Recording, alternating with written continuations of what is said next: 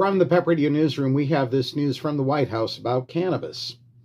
President Donald Trump is considering reclassifying cannabis as a less dangerous drug in a move that could nudge the federal government closer to an approach already embraced in most states.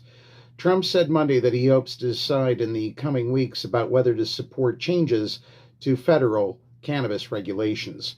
Former President Joe Biden's administration formally proposed reclassifying cannabis, also known as marijuana, but his administration made no such changes prior to Biden leaving office.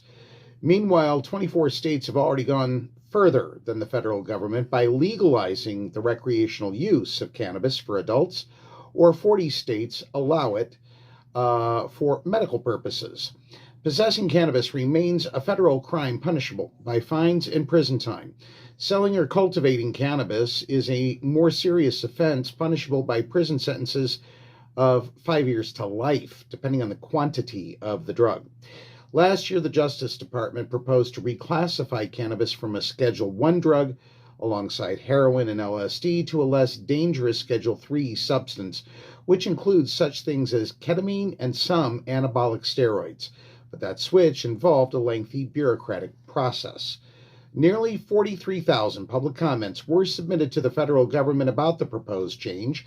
The Drug Enforcement Administration was still in the review process when Trump succeeded Biden in January, triggering a re-examination of policies across the federal government.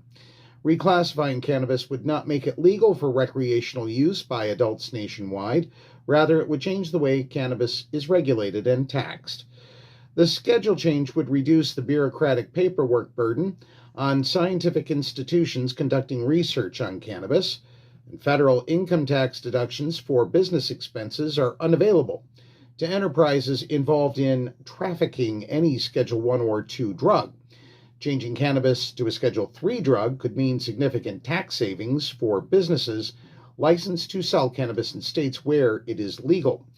Due to the potential for federal penalties, most banks and financial institutions do not provide debit or credit services, loans, or other commercial banking products to cannabis businesses authorized under state laws, and that is unlikely to change merely by rescheduling cannabis under the Federal Controlled Substances Act, according to a Congressional Research Service report. That is what we know for now. From the PEP Radio Newsroom, I'm David Moore.